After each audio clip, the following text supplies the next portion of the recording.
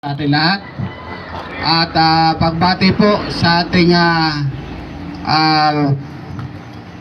Police Colonel William Angway Jr. Sa hanay po ng kapulisan dito sa bayan ng Sariaya. Mag-alala ko po yung binabati ng magandang umaga sa inyo lahat. Sa ating pong nagbigay ng panalangin, salamat po. Ako po ay nagpapasalamat sapagkat kasama po niyo ako sa ating pong gawain patungkol po sa ating programa sa katahimikan, kapayapaan ng ating bayan ng Sariaya, na kung saan ay tayo po ay naroon upang gabayan po ang ating mamayan, partikular po siyempre sa Barangay Castañas, na kung saan po mga kasama, mga kaibigan, ay kami po ng aking mga barangay police, ang aking pong peace and order officer ay sa araw po ng kanyang duty, mga kasama, mga kwento lang po, kami po ay nagkukwentuhan ni Kagawad Philip Buhat. At sabi niya sa akin, Kap, marami ng text at marami na rin pula. Kaya naman sana tayo ay gumawa ng aksyon kung paano natin mabibigyan ng katugunan ang ating tungkulin bilang barangay official. Naisip ko na talagang po yun ay karapat-dapat at tama na ating gawin sapagkat tayo ay iniligay ng mamamayan upang tayo ay maglingkod sa kanila, tayo ay pagsumbungan at tayo ay gumanap bilang barangay official. At sa parteng yun po ay sinagot ko ang aking kagawad. Kagawad, siguro ang pinakamaganda ay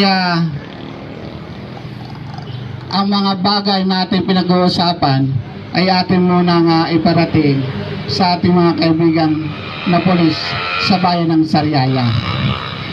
At napag-isip-isip ko nga po na linisin muna raw ang sariling harapan bago maglinis sa ibang harapan.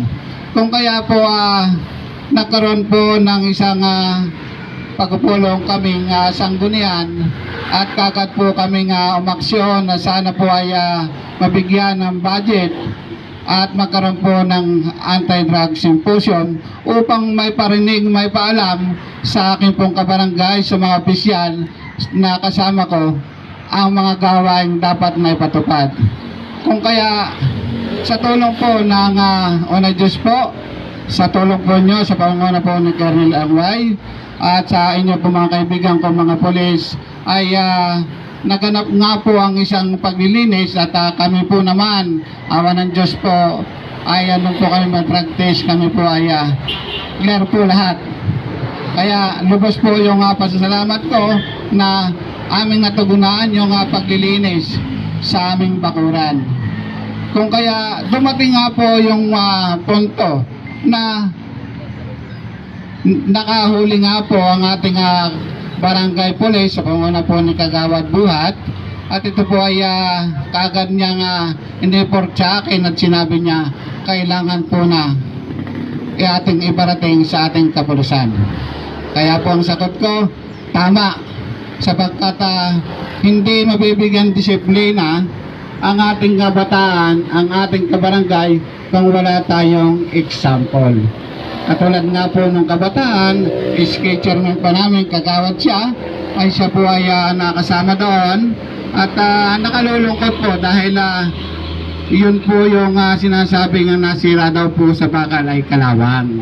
Kaya ito po ay agaran naming pinag-isahan at ito po naman ay nabigyan ng aksyon ng kapulisan ng bayan ng Sariaya at yun po ang nangyari. Kaya siguro sila ay nandyan pa, ay yun po ay tama lang sapagkat sumusunod po tayo dun sa batas.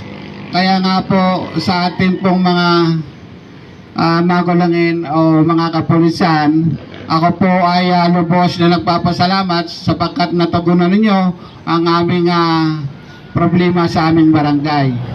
Kaya ang nais ko po, sana po ito ay maging tuloy-tuloy at hindi lang po sa mga bagay na ito, sa iba pang bagay na napagpo sa batas ng Pilipinas.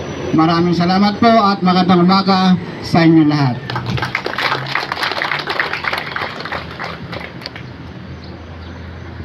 Thank you po, Honorable Senon Albina. For the continuous